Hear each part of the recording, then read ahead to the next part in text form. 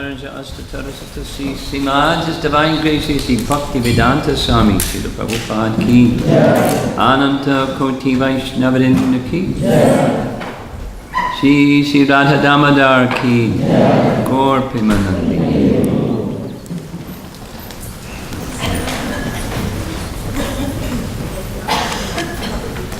Fantastic weather, couldn't be better.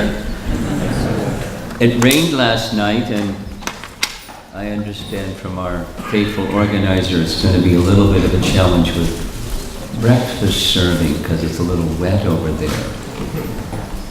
But he was going to get out a big fan and make it dry, or whatever he's going to do.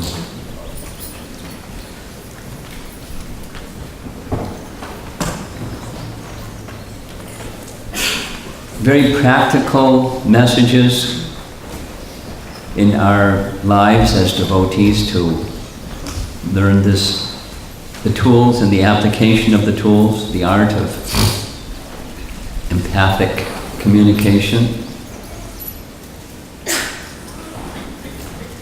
So the previous discussion was soul-to-soul relationships, and I thought purposely, intentionally, the holistic picture of the self, besides as spirit souls we're all individual, but we're also within a gross and subtle body. And so it's important when understanding the needs, our needs and the needs of others, so that we can have effective empathic communication. We recognize there's naturally going to be differences, and we honor those differences. That's the message for this morning. And one of the essential parts of honoring others is, aside from their differences, and it's perfectly fine, by Krishna's arrangement, we all have different natures and so forth, different modes and karma and everything operating. But inside there's this intrinsic worth for us and for others. We heard about the intrinsic or inherent quality of Krishna prema, or the intention of pleasing Krishna. But even just the fact that we're spirit soul, it's a fact, we're spirit soul, there is intrinsic worth. So that's, for oneself and the other. And so what to speak of amongst all spirit souls that have intrinsic worth because they're spirit souls, there's some souls that have bhakti, and that's like very special. Very special, according, statistical analysis in Bhagavad Gita says it's very rare. Manushanam Sahasreshu, that one. Very rare. In high school, there's an attempt to help high school kids that don't really have a deep appreciation necessarily of the intrinsic worth of the soul within, but there's an attempt by educators and people that are broad-minded, embracing our differences. Is that what it says? Yeah, embracing our differences. So that's the winning illustration. Down there's a flower, and some people are watering the flower, and some people are stepping on the flower. Some people don't like differences. Some people like differences. And there's both types and shades and varieties in this world. So recognizing it's just the way things are, there's differences on the spiritual level and on the material level, and embracing those differences. And the value that we find in others, you would say this intrinsic worth, or the soul that's inside, the animating force of the soul that's within inside. Now here's a little addition to that. Respecting the worth of others starts with accepting our own self-worth, fully acknowledging with implicit honesty our shortcomings, faults, etc. Something that I have recently been spending some time with, just a little sharing, is the art of meditation, because there was a question yesterday about involving people in meditation as a way to bring them to Krishna. So there's a lot of interest out there in the West and beyond the West. The other place that I spend significant time is in China, and it's a growing interest. It's a wave of interest. So, and one of the reasons it's a wave of interest is problem solving. And one of the problems that's an epidemic problem is depression, or other types of negative emotion. That, it's unprecedented in our modern times, at least, of people. It's an industry in the medical field, that's the depression. So it is found that meditation is the best medicine, better than whatever the pharmaceuticals come up with. Although that industry is already well developed and down the road and rah. But meditation. So with this, some devotees here in the room have helped put together a presentation, Overcoming Negative Emotion, the Art of Meditation. And it's a 4-part thing, and it's nice. And it's relatable. It's readily relatable. We did it right here in Gita Nagari with whatever was the number, 100 plus, 110, 120, whatever the number was. Students from different places in the Northeast on the art of meditation, overcoming negative emotions. So, one of the messages of the negative emotion is this depression thing, that one feels unworthy. And it's a spiral, it just goes down and down and down, like a vortex, down and down and down and down and down and down. I'm not worthy. It's part of the acceleration of depression. So that's in part where this is coming from. There is self-worth, and from the spiritual perspective, the self-worth is we're spirit soul. And part of Krishna, and we're worthy of Krishna's love, although I have flaws and shortcomings. I'm meant for Krishna's pleasure, and Krishna has genuine appreciation and feelings for me. Krishna is very kind, and Krishna is very loving. So, respecting others' self-worth, how do you do that without accepting your own? So there's this acceptance message. And acceptance was something that was a significant part or piece of this overcoming negative emotions. Accept your circumstance. The circumstance maybe is outside of your control.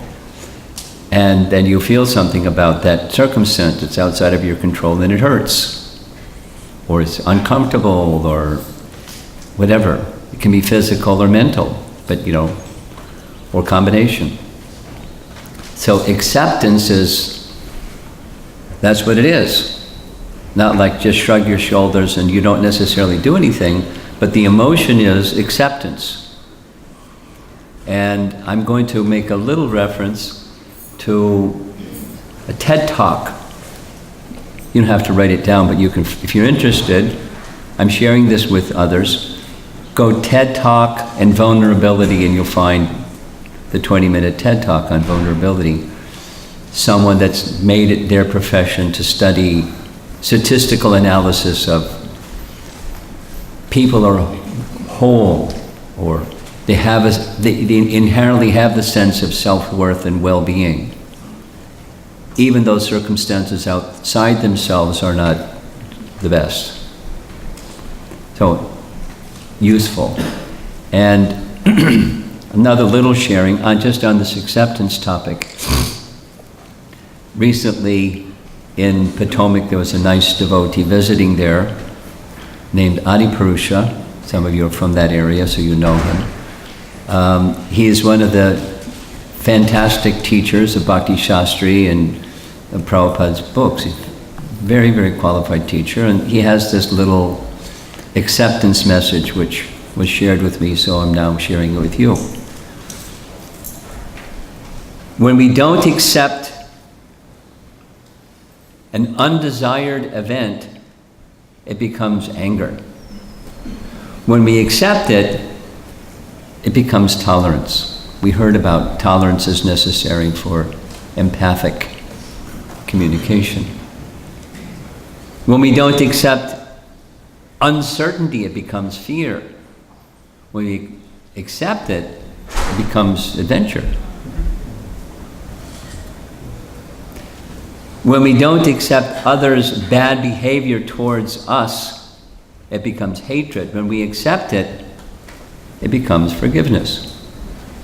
This is part of empathic communication for sure. When we don't accept others' success, it becomes jealousy. When we accept it, it becomes inspiration. Wow. And then one of the concluding messages, acceptance is the key to handling life well. So, just a little sharing about this principle of acceptance. Now, the application of that is acceptance of differences. Here's a very famous expression by Srila Prabhupada in a letter. We referred to this already, but here it is again. Please try to maintain the philosophy of unity and diversity that will make our movement successful. A very famous letter that Prabhupada wrote way back, 1973, and it still applies. Unity in diversity. Some of you may know that in Mayapur, every other year, there's this International Leadership Sangha. Everything's got to have an acronym these days, so they call it ILS. So the intention is bring leaders from all over the world. And so 150, 200 plus leaders, not just presidents and those people who are doing some kind of leadership role. And they're invited, 250 people from this culture, this language, this color, that shape, that size, this language. Shoo. Are we an international organization?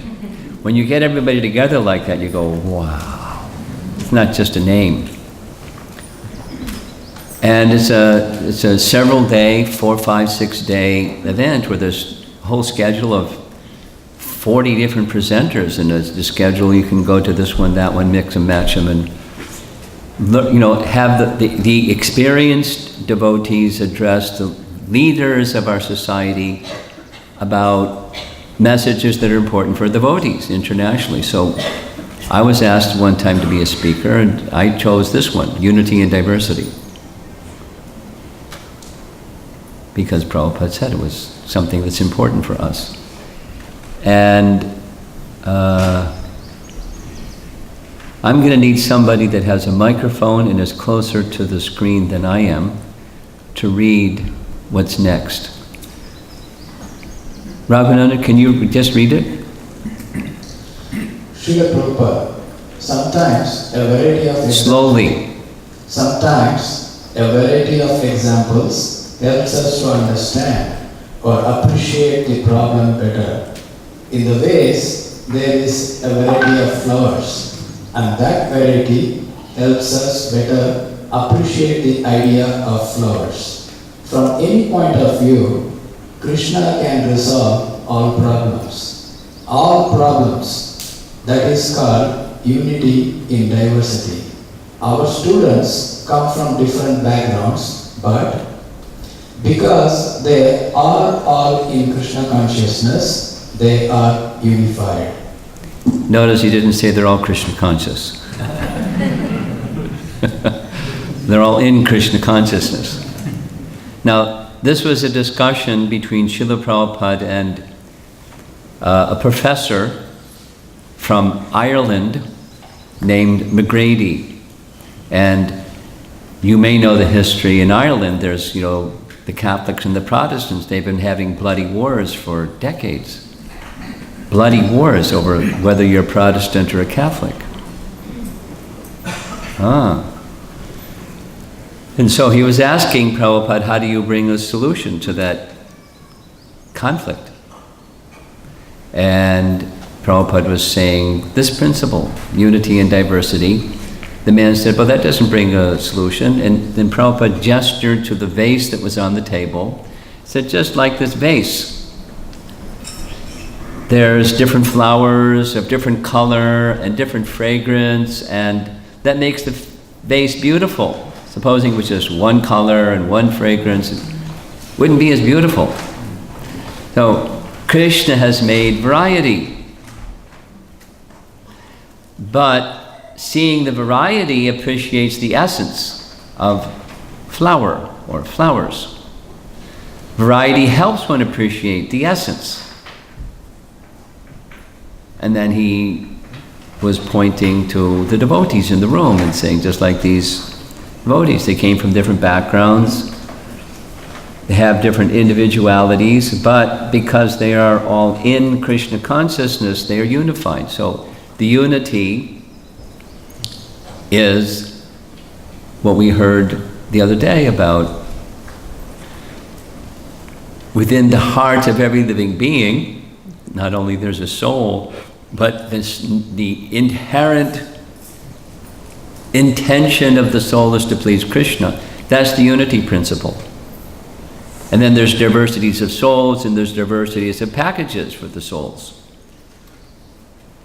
And part of empathic communication is to recognize and honor the differences, resting upon the intrinsic worth, the soul that's within. And these slides are actually directly taken from that ILS presentation.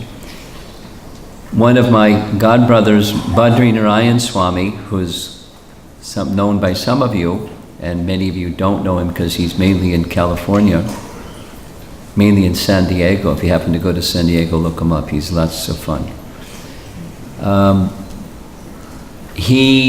I've heard him say this 20 times. In Los Angeles, sitting at Prabhupada's feet, hearing him give a Bhagavatam class, he heard him say, and repeats it regularly, one sign of intelligence is the ability to hold opposing points within the mind. Now, the mind is a binary entity, just like computers are replicating what the mind does. That's all it does. It's a 1 or a 0. So the mind is similarly a binary. It's this or it's that. And intelligence says you can see it's this and you can see it's that, and simultaneously they're both okay. They don't cancel each other. It's got to be either this or that. That's the mind. Krishna's inside everything or outside everything. One or the other, please. He's both. Double talk. But it's not. It takes some intelligence, and that's a sign of intelligence. And so here we have differences. I know there's some differences floating around from time to time in the Hare Krishna movement. Sometimes, anyways. And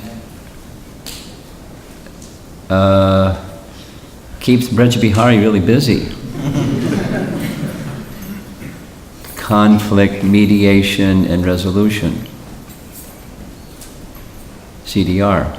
Got an acronym for that one too. But he's got a different one. He calls it ISKCON Resolve. But it's CDR. And he does it professionally. Professionally means he worked for the US government. He worked for the Department of the Interior. And he's so up there, the person he reports to is whatever you call that person, the minister. What do you call that? Was that his title? Secretary. Secretary of the Interior. That's who he reports to. Brajabihari's up there. And he does similar service in the Hare Krishna movement. We keep him busy. And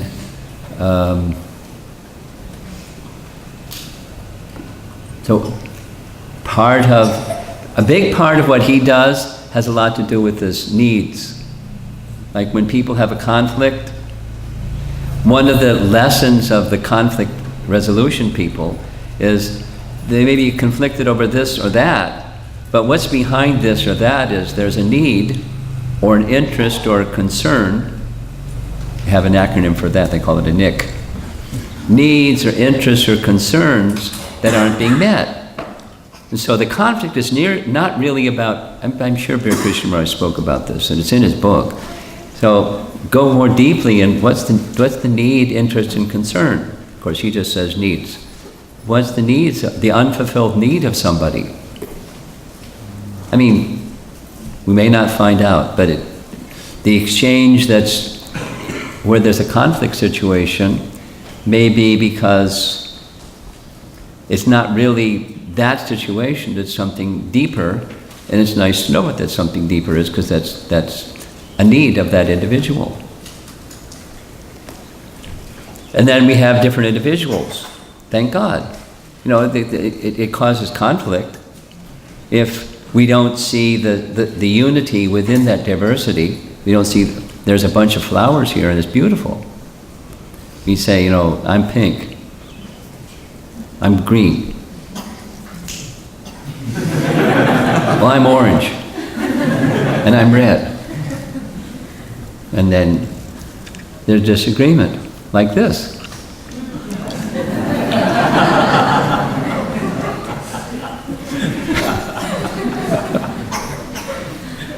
And there's different emotions depicted. These two guys are looking at each other in the same way. These two are looking at each other the same way. Those two are looking at each other like, whoa. And this goes on. Look at this.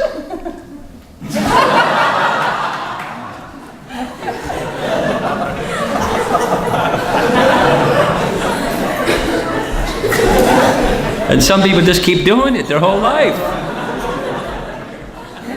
Donald Trump.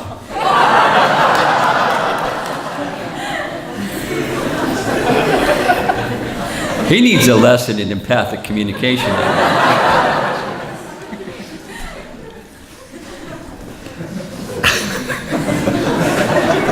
He's not my favorite personality.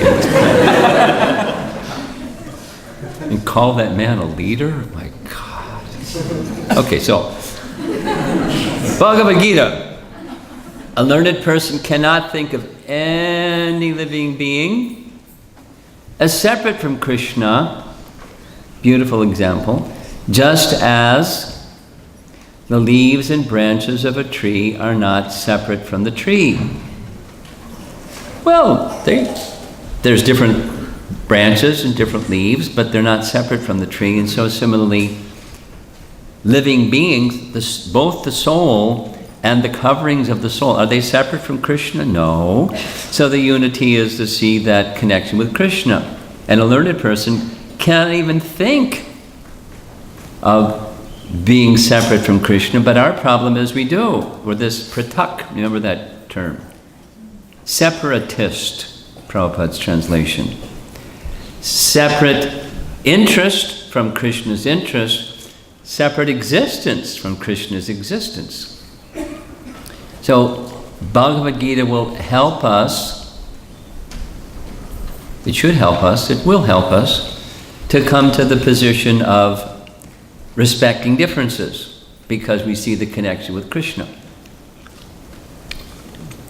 What does one see when one gets such knowledge? Let's say the verse together. Vidya vinaya sampanne brahmane kavihastani shuni chaiva supakecha pandita samadarshana. We can recite the verse very nicely. Let us apply it nicely too. The humble sages, should be humble sage, no? By virtue of true knowledge, see with equal vision a learned and gentle Brahmana, a cow, an elephant, a dog, and a dog eater. Well, there's differences, but sama darshana, equal vision, is to see differences, but the unity in diversity. Now, Prabhupada's explanation of this verse is when you see a tiger, you don't go and embrace the tiger. You may embrace your son, but you don't go and embrace the tiger. We have different behaviors acknowledging there's differences, but intrinsically there's the unity. We respect and honor differences and then behave accordingly. Just like that wonderful example of Yogeshwara explaining Prabhupada in Geneva and met with one person this way, another person that way, and he assessed very quickly the person and related to the person according to their differences, but respecting them as souls. He wished with love to bring them to the point of feeling their natural feelings for Krishna. The living entity in his conditioned stage identifies himself with the body. That's this image here. But when he identifies himself with the Lord within himself, he becomes just as free as the Lord, even while in the body. He becomes just as free as the Lord, even while in the body. We want freedom. Just a little sharing. Same point. Just the first year of the New York Rath Yatra, the first New York Rath Yatra was 1975, if I remember correctly. Maybe it was 75. 75, I think. So Prabhupada was there for that first Rath Yatra, and they arranged, the devotees, arranged for Prabhupada to meet with media people and professors and those kind of people.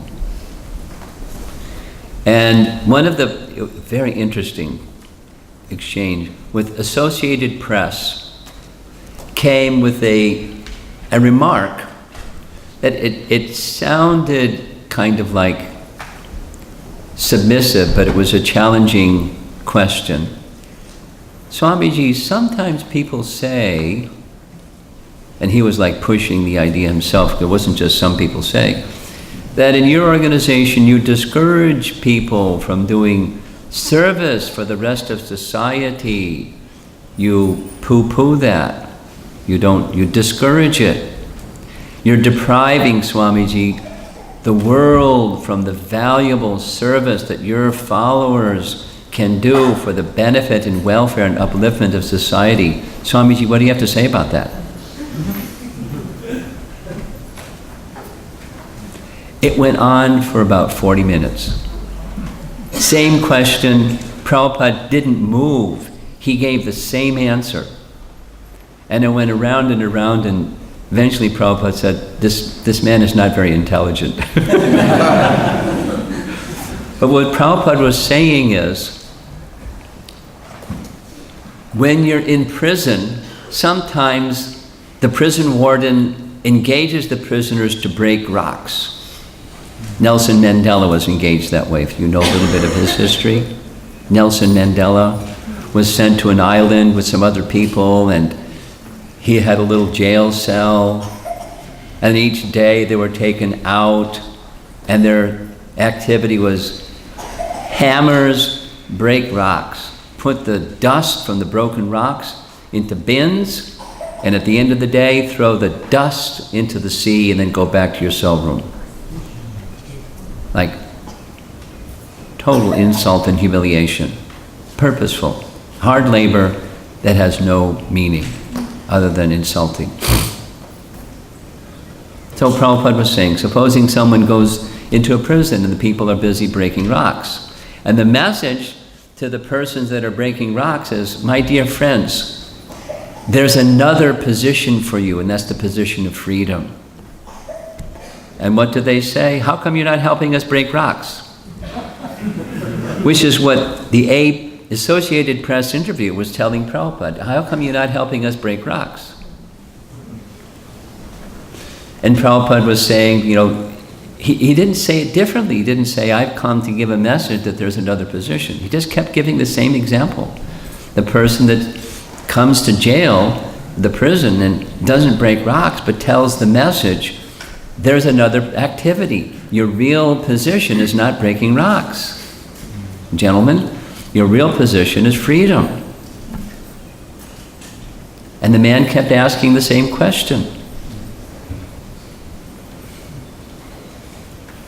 Oh, it's not that, you know, in the holistic picture, it's not that Prabhupada was saying, don't become a doctor, or etc., etc. Don't open Bhaktivedanta Hospital because it's just mundane welfare work, and we don't do those things. The Bhaktivedanta Hospital has made so many devotees. They made a presentation one time at our GBC meeting, and the statistics are just, they're doing better than temples. For how many people are now chanting japa, and how many people are aspiring to be initiated, and how many people are initiated.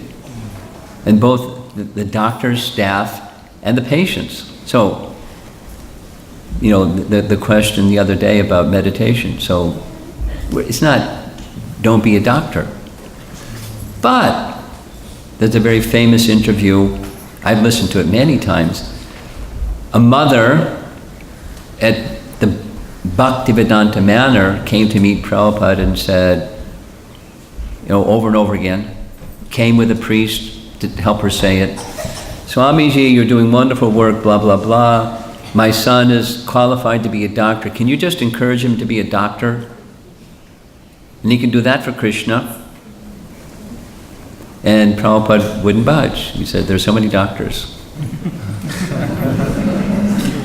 Well, he can be one of those so many doctors, and he can give spiritual benefit to the people along with this doctor, and then we need doctors. And Prabhupada wouldn't budge.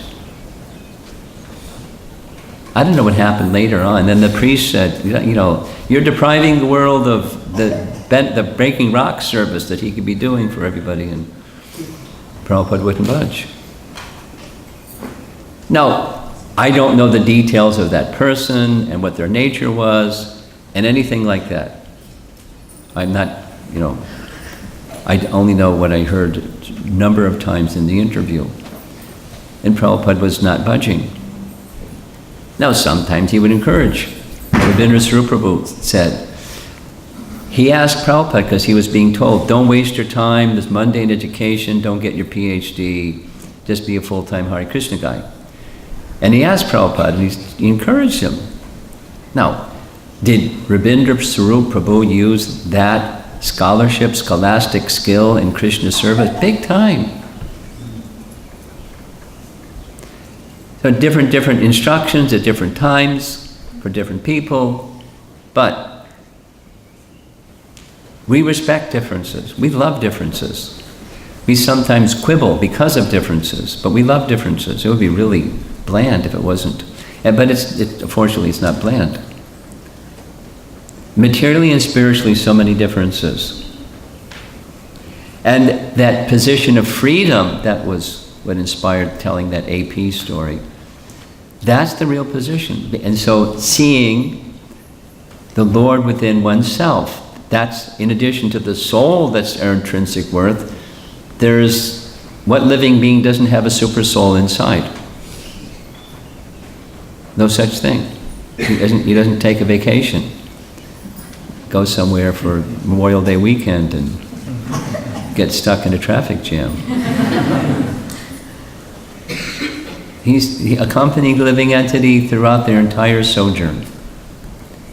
That's that position of freedom, Krishna consciousness.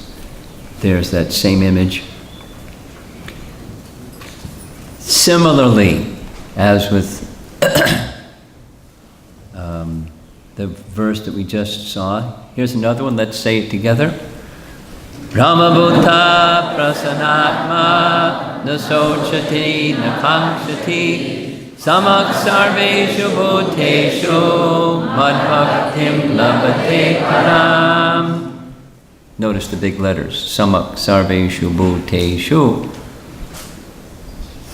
Sarva Bhuta, it's all living entities. Sama Sarveshu Bhuteshu, seeing equally disposed towards every living entity. Are there differences? Yes. Equally disposed? Yes. And that's the position of the Brahmabhuta. Brahmabhuta means, listen to Prabhupada explain it, it's really nice. Very consistent. Brahmabhuta means to understand who you really are in terms of the spirit soul, this unity part along with the diversity part. But we're really the spirit soul. And symptom, prasanatma, nasochati nakangsati, samak sarveshu bhuteshu. Those are symptoms of understanding you're not the body. Those three. Happiness, neither hankering nor lamenting, equally disposed. We heard Prabhupada speaking this, didn't we, of the expanding the circle. Bhaktivinoda similarly, expanding the circle of compassion to all living entities. That's very broad. We can't even think of all living entities. But all living entities. So whatever living entities you run into, the mosquito that's thirsty, or the little ant as you're walking along, or whatever. Living entities have their connection with Krishna, so we're respecting that soul within, and you may behave a little differently with the mosquito than with your daughter. Hopefully. Equally disposed. And remember that verse from yesterday morning, this important verse from Rupa Goswami's writing, the basis of bhakti. Bhakti enables us to access that intrinsic, inherent quality within us that enables all these wonderful things. Anukulyena Krishnanushilanam, bhaktir uttama. Bhakti that's the answer for us. All these nice things that we're learning, hopefully, and applying, even more hopeful, on empathic communication, it springs very naturally from the bhakti process. Compassion is inseparable from bhakti, we heard, and it's true.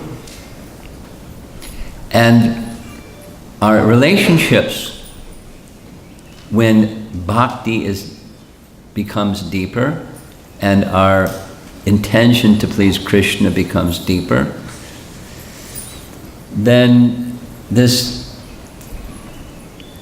samak sarveshu bhuteshu position becomes natural for us. The respecting of differences. I like this image. This is a little girl absorbed in the fragrance of the flower, and there's differences in this world, different fragrances from different flowers, and of course the Krishna conscious position is how wonderful is my Krishna. He can make so many flowers with so many different colors and so many different fragrances. How wonderful is my Krishna? But that's what's behind this spiritual position of respecting differences, not just, the high school version where they want to get kids to stop bullying each other because they're of a different color or they're different culture or, differences.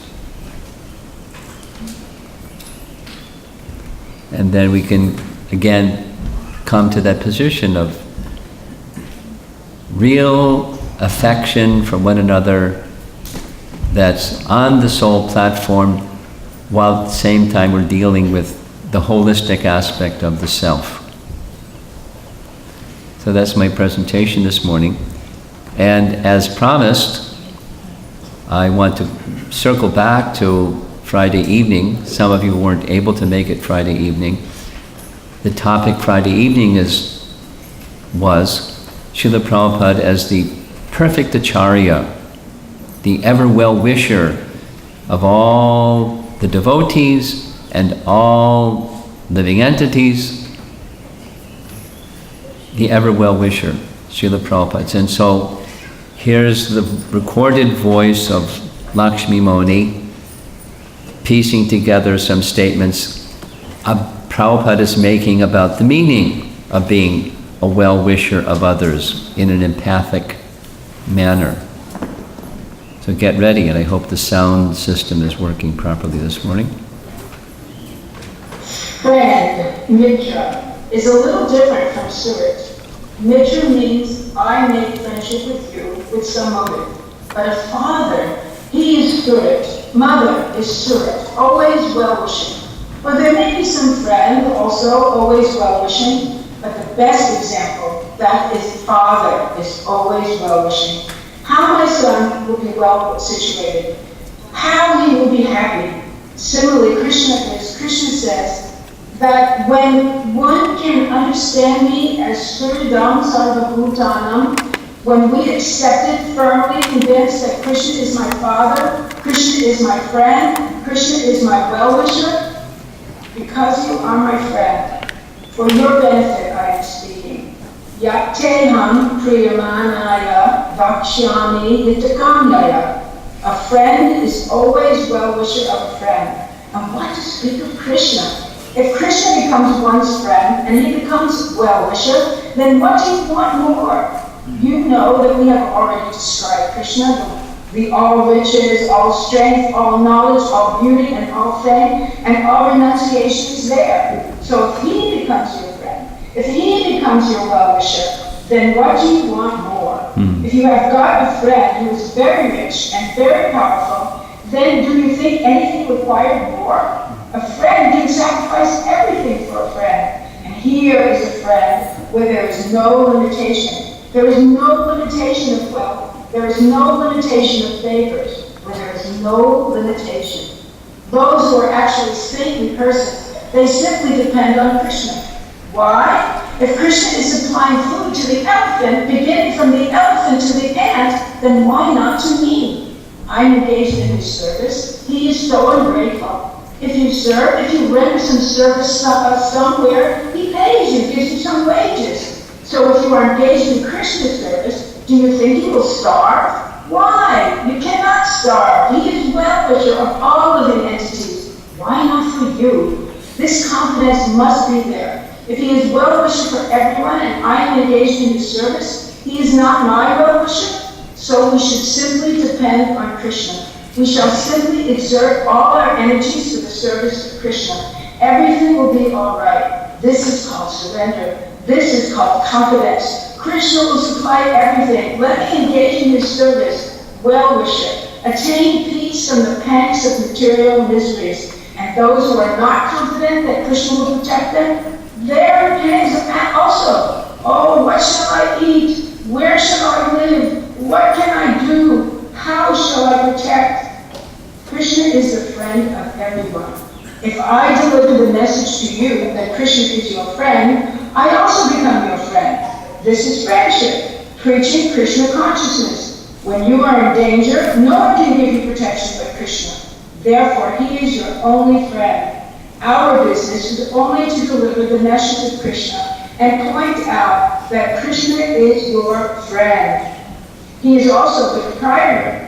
Whatever you claim as your property will be taken by Krishna when you die. To educate people that Krishna is the proprietor is real friendship. Just spread this message of Krishna, and you become the friend and well-wisher of all people. To become a spiritual master is not very difficult. We simply have to carry the message of Krishna with no adulteration. I am simply a peon, delivering the message of Krishna to you. Although I personally may be the greatest fool, since the message I am delivering is from your dearmost friend, I also become your dearmost friend. So sadhu sangha is so essential. And sadhu symptoms are described. And surida, we have already explained, surida means well-wisher for everyone. His heart is full of well-wishing for everyone. Everyone means Indian nationals? No. Sarvadena, all bodies, even for the cats and dogs. Srila Prabhupada ki.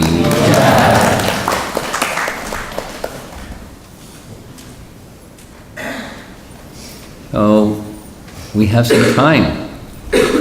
More time than the other classes for some discussion.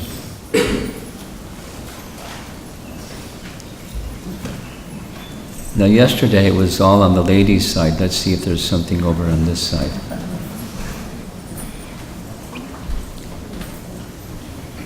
No hands up. Here's one.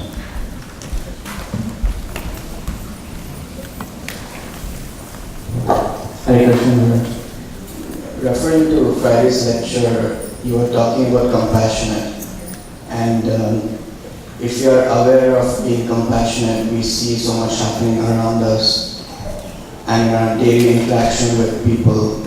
So how do we act upon it and not get consumed by it? Fantastic. Well,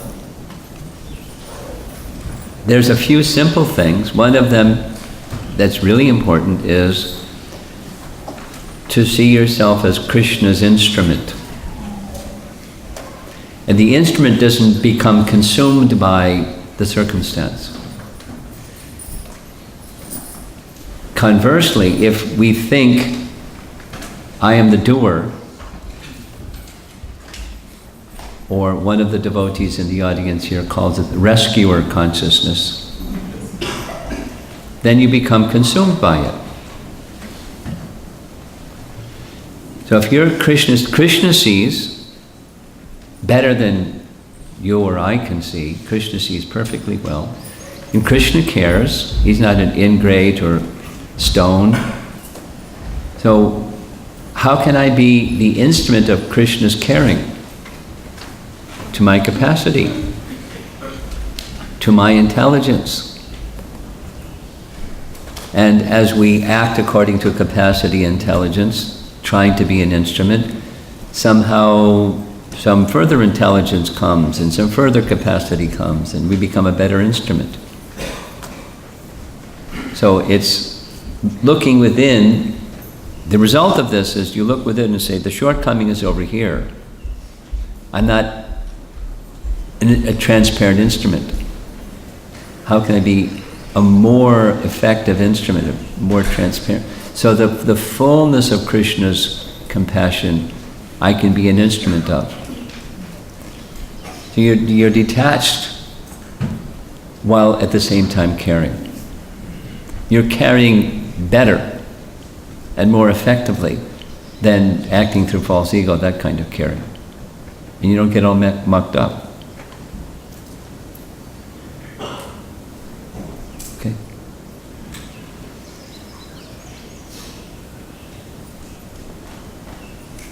Okay. Hare Krishna, Maharaj. So my question is the self-pity, depression and humility. Where should I draw the line? How do I know that where I am in the path? How do I know? I didn't get it. Say it again. You don't read it, just say it. Without reading it, just say it. So I have now You know that which? Self-pity. Self-pity. Yeah. Self-pity. And depression and humility. Depression. And humility. And humility. So Where's the line? How do I know that where is I'm drawing the line and I'm in depression or I'm in pity or self-pity? Well, that's a big topic.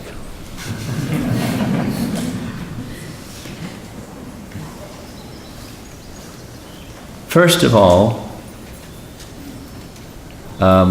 depression is an overused word these days. Depression is a clinical term, and when people are feeling a negative emotion, they call it, I'm feeling depressed. You know, it's feeling a negative emotion, feeling sad or hurt or unhappy. That's not depression, but something, anyway, so it's a misused word.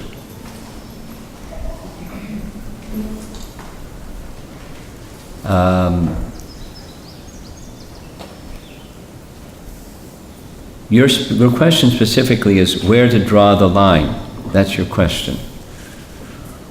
Well, one line is the spiritual and the material conception of who you are. The spiritual conception is very clear. I'm over here, and the field of the material energy is over there. And I belong over here. It's similar to this other question of being compassionate and not owning the problem that's out there that you're feeling compassion about. So a line to draw is Brahmabhuta. Now, we're not there yet. So it's something of a mix between, well, I have a notion that says I'm spirit soul, but I don't live my life that way.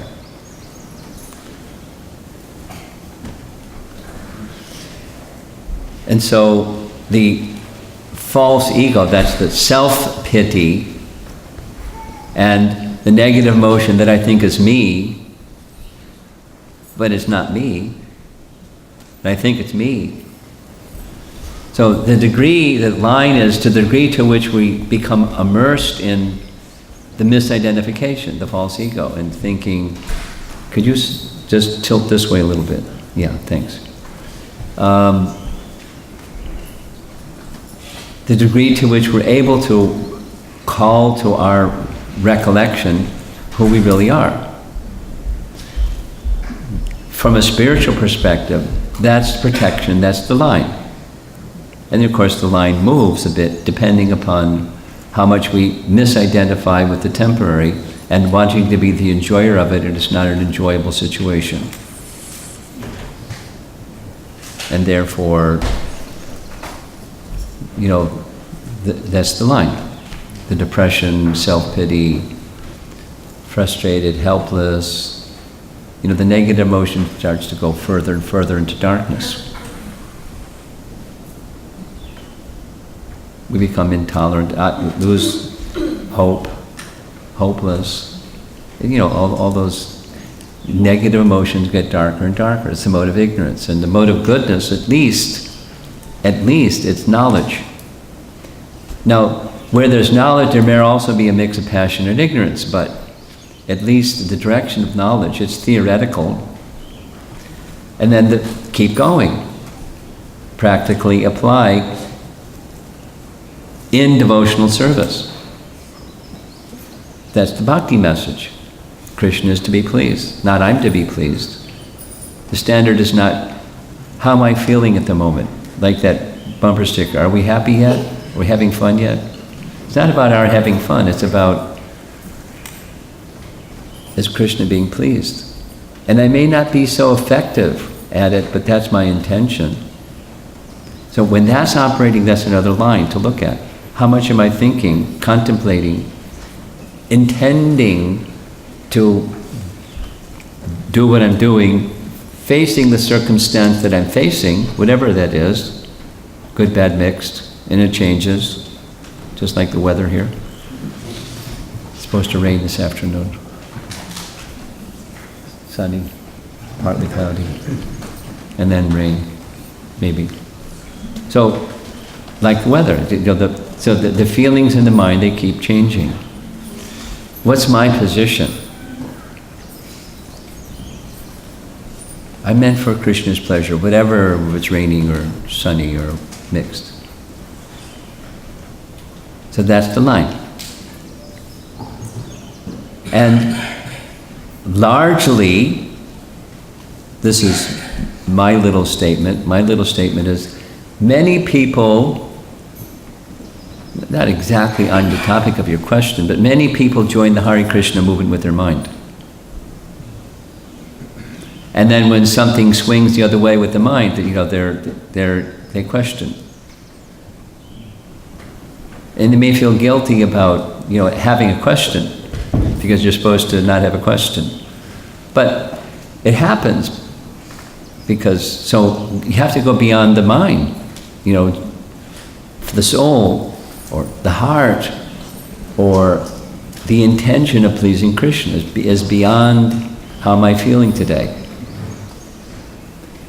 Am I getting happiness from my chanting? Is Krishna getting happiness from my chanting? That's the line. And we're not there yet. We're still, it's about me. So then, it's, these other emotions come. And we don't handle them well sometimes, depending. Way over to the side, and then next. It's over there. His hand went up first. Atmanivedana, put your hand up so he gets you. Okay. And then up front here, and then in the back. And we have 12 minutes. Hare Krishna. He's a lawyer. Be ready.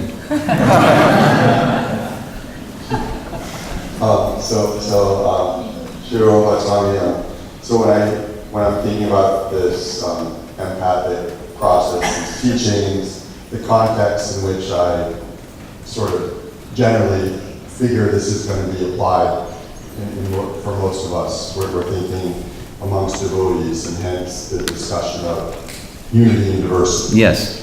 So my question, I have two questions. They're maybe related somewhat, but not exactly. One is, to what extent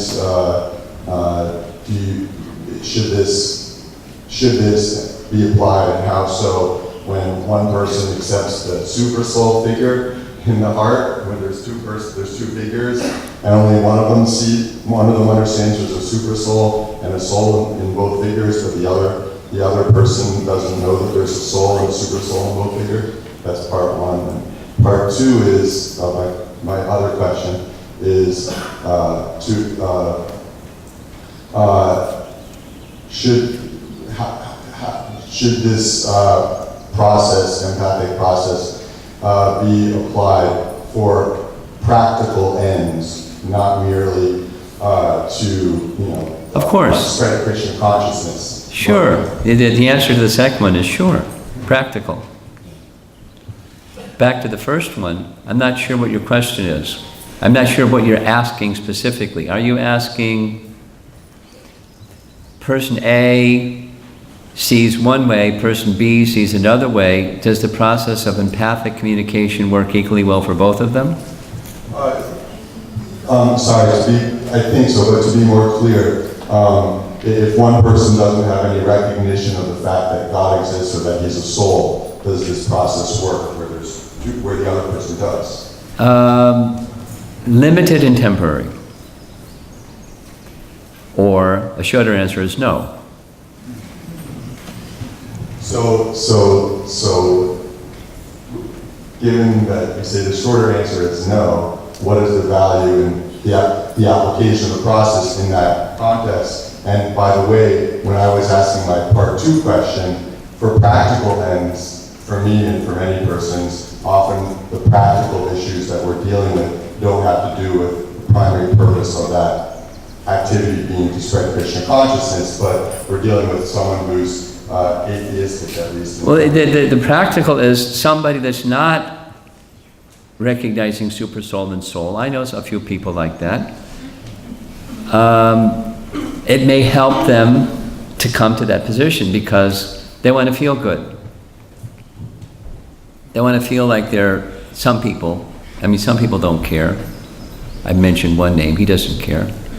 But some people care. And they want to feel like they're making a contribution to a better world by empathic communication. And they may not accept the spiritual position, just it's a mode of goodness intention. So those persons can be connected to the process and then slowly, in the association of devotees, understand it's limited and temporary. Then to have it without limits, that's exactly what Prabhupada was saying in this recording Lakshmani was reading. No boundaries. And that's what we want, not just feel good. So it's going to be less effective, limited, and temporary. But it can be an opportunity for persons to feel good. But if that's all that it is, Shrama Evi Kevalam. So for the devotee, we want to see people happy. And happy means permanently happy. Because the other is not real happy, that's the no.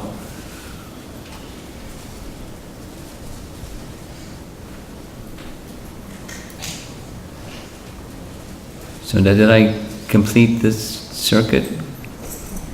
You want to say something further? No, I mean, that's very helpful. I mean, I think it's a broad topic. Yes, it is. I would like your answer. Yeah, it is a broad topic, and broad topics require lots of discussion to, get the big picture. And, the question-answer session, you don't get the big picture, just, a very bullet point type of response. So we're interested in pleasing Krishna, and we're interested in bringing people to Krishna because that's what a real friend does. We want to be friendly to all living entities. So some people, they don't want Krishna. This AP guy, he didn't want Krishna. He wanted, you help people on the physical, temporary, limited platform. Swamiji, tell your followers to do it. They'll do it. Limited and temporary. So he was, holding the line. Anyway, no. There's two other people in line, and it's 5 minutes to go. So that there's not going to be time. Up front, raise your hand, please.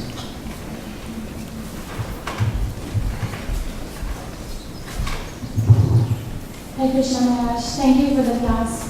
So Maharaj, you said the question is honoring differences. Yeah. I think it is different than solving differences. Rather than solving? It's different than, so let's say there are two people and we both honor our differences. But it's different than, or one person is honoring the difference, the other person has no insight, or one community or one nation. But it's different, it's not solving a difference, it's different. Just honoring it. How do we go ahead? How do we do what? My question is... This is the practical part that he was asking about. Yes. So let's hear the practical question. If we honor differences, then what? Then, no, if there's no we, let's say it's one party. One person is honoring difference and the other one is going to forget you. So then what? Then how do you solve? Then you got Donald Trump.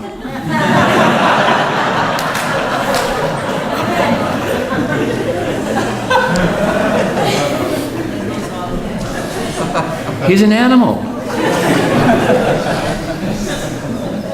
That's what you got. Woof woof. That's what you got. You got animal life. Now, when you're dealing with an animal, what do? You respect the differences. This is an animal. I'm not going to go and embrace the animal. He's an animal. I want to keep my distance from that growling beast. I'll respect it. You know, that's the nature of that animal. So supposing you're in the workplace and you got somebody that's like that. Or you're in school and somebody's a bully. You know, they're not respecting differences. They're doing their thing. So, you know, that's the nature. This person is paining inside like anything. That's why they're doing that. Somewhere behind that behavior, there's a deep hurt. And they're acting out that hurt. That's like their protection mechanism. And I feel compassion for that person, and I'm going to keep my distance. Unless you're Narada Muni. Unless you have the capacity to deliver that person. You keep your distance from that person. But you still remain compassionate and respecting, you know, I feel compassion for that person that's, you know, I'm going to keep my distance from Donald Trump. I'm not going to, anyway. And people that are, you know, I never liked a bully when I was a little boy. I never liked bullies. I didn't like going to have fights with bullies, but I never liked, you know, just keep my distance from those people. And it's still with me. You know, that's maybe, you know, and I'm not seeing with equal vision such people, but, you know, he's a spirit soul, and he's a troubled person.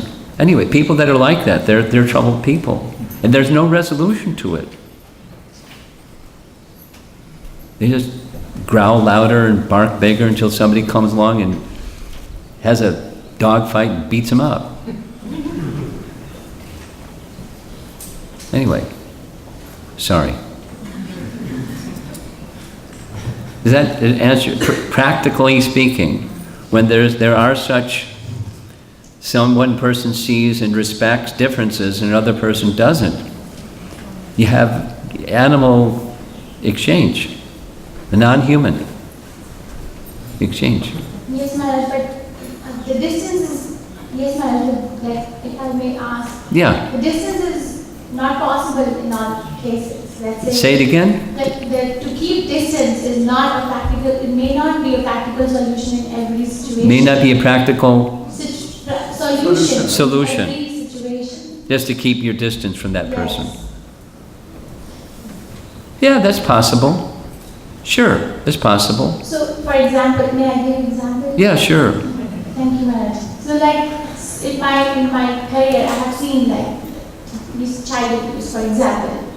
A child is abused by its own mother or father. Yes, it goes on. And it goes on. Yes.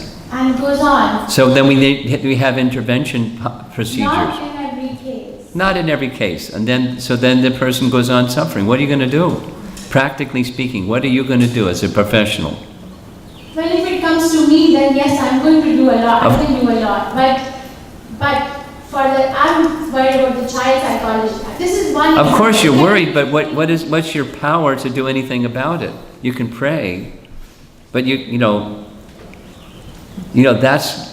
there's your, you know, this language, that's your sphere of concern and your sphere of influence. The concern is maybe outside of your ability to do anything about it. You can bring it to the attention of, you know, social services people, saying this is an abusive situation. For my profession, I'm just reporting it to you. And they may not be able to do anything either, I don't know. But, you know, maybe if they get a report from a practicing physician, they can see, here's an abuse. They have their protocol, they have to observe, whatever that is, I don't know.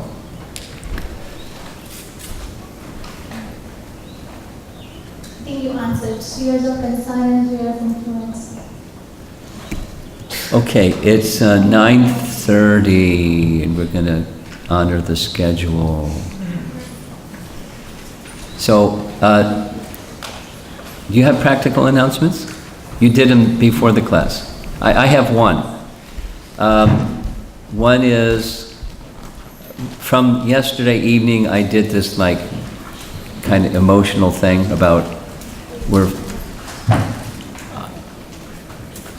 the wonderful experience that we're having has its expenses, and